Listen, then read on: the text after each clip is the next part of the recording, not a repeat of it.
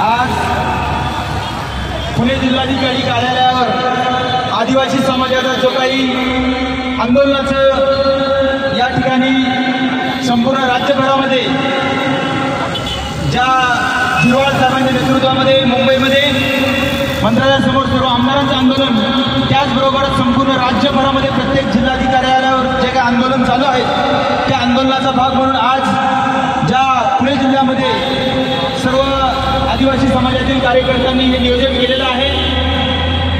ज्या धनगरांचा जो काही महत्त्वाचा मुद्दा आहे, मंडळी लक्षात घ्या की हे सरकार असंविधानिकरित्या ज्या धनगरांना आदिवासीमध्ये घुसवण्याचं काम चालू आहे त्याचं सर्वांनी लक्षात घेतलं पाहिजे। 36 नंबरला कोरण भांगड असा आहे, धनगर वगैरे काहीच नाही। जे काही खोट्या पद्धतीनं चालू आहे सगळं मीडियामध्ये सुद्धा किंवा त्या पद्धतीने त्यांची निवेदनं सगळं चुकीचं चालू आहे।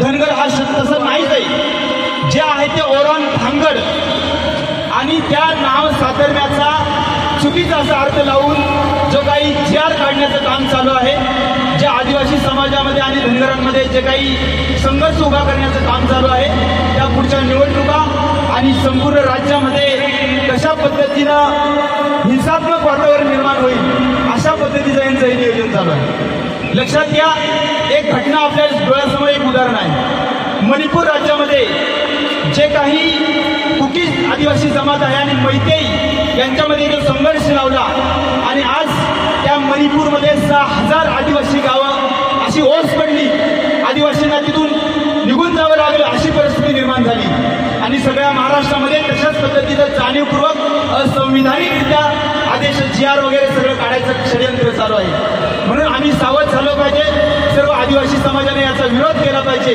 की हे असंविधानिकरित्या धनगर बिंगर असं काही खोटं सांगून तशा पद्धतीचा आदेश काढण्याचा प्रयत्न चालू आहे। ज्या काही आपण राज्यघटनेमध्ये पाहिलं, ज्या संविधानामध्ये याचा सगळ्याचा विचार करता आपल्या TRTI कडून एक संशोधन झालं आणि त्या संशोधनाअंती याचा एक रिपोर्ट राज्य सरकारला दिला। त्यावेळी देवेंद्र फडणवीस मुख्यमंत्री होते, त्यावेळी TRTIचा रिपोर्ट दिला। TRTIच्या रिपोर्टमध्ये सांगितलं की आदिवासी आणि धनगर यांची संस्कृती जुळत नाही, धनगर हे आदिवासीमध्ये येऊ शकत नाही। हा रिपोर्ट झाल्यानंतर परत राजकीय फायद्यासाठी परत एका टाटा इन्स्टिट्यूटच्या नावाने परत एका रिसर्च चालू केला आणि टाटा इन्स्टिट्यूटने सुद्धा परत त्याचा सर्वे केला आणि हा सर्वे केल्यानंतर याचा सुद्धा रिपोर्ट आला। हा सुद्धा रिपोर्ट शासनाकडे आहे। या टाटा इन्स्टिट्यूटच्या रिपोर्टमध्ये सुद्धा त्या रिपोर्टमध्ये सांगितलंय की आदिवासींची आणि धनगरांची संस्कृती जुळत नाही, ज्यांच्या चालीरीती रूढी परंपरा आणि संपूर्ण आदिवासी समाज हा वेगळा आहे, हा निसर्गपूजक आहे आणि धनगर ही जात आहे, हिंदू धर्मातील जात आहे, यांच्या चालीरीती रूढी परंपरा यांचा काही संबंध नाही आणि म्हणून यांना सुद्धा आदिवासींमध्ये घेता येणार नाही, आदिवासींमध्ये आरक्षण देता येणार नाही। हे थडथडीत हा सुद्धा रिपोर्ट आलेला आहे। मग शासन हा रिपोर्ट का प्रसिद्ध करत नाही? हा रिपोर्ट सोडा आणि आज जे चालू आहे हे चुकीच्या पद्धतीनं असंविधानिक जीआर काढायचा, खोटे आदेश काढायचे आणि असंविधानिकरित्या आदिवासींमध्ये घुसवायचं आणि संपूर्ण राज्यामध्ये हाहाकार उडवायचा, दोन्ही समाजामध्ये संघर्ष निर्माण करायचा, अशा पद्धतीचं षडयंत्र चालू आहे। तर आपण सगळ्यांनी ते जाणून घेतलं पाहिजे आणि संपूर्ण राज्यभरामध्ये या गोष्टीला विरोध केला पाहिजे की आमच्या आदिवासींमध्ये धनगर वगैरे कुणी बाकी अजूनही दुसऱ्यांनी चालू केले, बंजारा समाज असेल, वडद समाज असेल, यांना जाणीवपूर्वक पुढे केलं जात आहे आणि जे काही चुकीच्या माध्यमातून चालेल त्याला आमचा सगळ्या आदिवासी समाजाचा विरोध आहे। त्यानंतर आपल्या ज्या काही या मोर्चामध्ये ज्या आंदोलनामध्ये दुसरी मागणी आहे की पेसाची अंमलबजावणी झाली पाहिजे। मंडळी लक्षात घ्या, संपूर्ण राज्यभरामध्ये भरती झाली, जी काही ओपन क्षेत्रामध्ये जी काही भरती झाली ती भरती सगळी करून घेण्यात आली, पवित्र पोर्टलच्या माध्यमातून भरती झाली, लाखो जागा भरल्या गेल्या, परंतु आदिवासी क्षेत्रामध्ये म्हणजेच आदिवासींची भरती जाणीवपूर्वक करण्यात आली नाही। मंडळी जो काही 2-3 वर्षापूर्वीचा रिपोर्ट होता त्या रिपोर्टमध्ये आदिवासींच्या 70 ते 80 हजार जागा त्या रिक्त होत्या। आज रोजी त्या लाखाच्याही पुढे असेल त्याचा रिपोर्ट अधिकृत आपल्याला देतच नाही।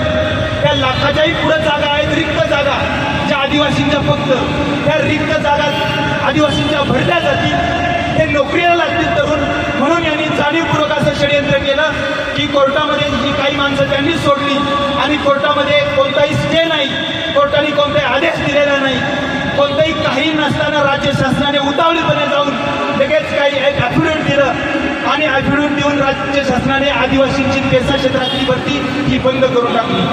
कारण पेसा कायदा काय सांगतो, 5वी अनुसूची काय सांगते की आदिवासी क्षेत्रात 100% आदिवासी नोकरदारच भरले गेले पाहिजेत. म्हणजे ही मोठी संख्या आहे, आदिवासी मुलं नोकरीला लागतील हे मोठं प्रमाण आहे आणि हे आदिवासी नोकरीलाच लागू नये हा शासनाचं षडयंत्र आहे आणि एक षडयंत्राचा भाग म्हणून आपली नोकर भरती केली नाही. त्यानंतर पुढचा मुद्दा जो आहे की सुप्रीम कोर्टाने 2017 मध्ये सांगितले की बोगस लोकांना नोकऱ्यांवरून काढून टाका. सुप्रीम कोर्टाकडे जो काही आकडा दिला तो 12,500चा आकडा दिला. तसा जो काही अनधिकृत हे बोगस आहेत त्यांचे 1 लाखाहूनही जास्त बोगस आहेत. पण सुप्रीम कोर्टामध्ये जो दिलेला ॲफिडेव्हिटमधला जो आकडा होता तो 12,500चा आकडा होता आणि सुप्रीम कोर्टाने सांगितलं हे बोगस काढून टाका आणि या जागी आदिवासींची भरती करा. परंतु शासनाने काय केलं, या बोगस लोकांना नोकरीवरून काढून न टाकता त्यांचं अधिसंख्यपद नावाचं निर्माण केलं, 11 महिन्याच्या ऑर्डर दिल्या आणि या लोकांना कायम केलं.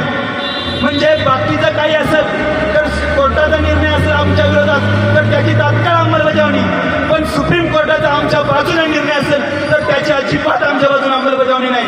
हे जाणीवपूर्वक त्या सुप्रीम कोर्टाचा अवमान होऊ द्या नाहीतर काही होऊ द्या, राज्य शासनाला त्याच्या मनाला वाटेल त्या पद्धतीने शासन करत असते आणि म्हणून त्या बोगस लोकांना नोकरीवरून काढून टाकलं नाही, यांचं अधिसंख्यपद निर्माण केलंच तर केलं, परंतु वरूनही यांना संरक्षण पूर्ण अगदी रिटायर होईपर्यंत यांना संरक्षण दिलं. म्हणजे आदिवासींचं यांचा संपूर्ण संपवून टाकायचं आणि जे काही असंविधानिक जे काही बोगस आहे ते मात्र याला पाठबळ द्यायचं, अशा पद्धतीनं शासनाचं सगळं धोरण चालू आहे.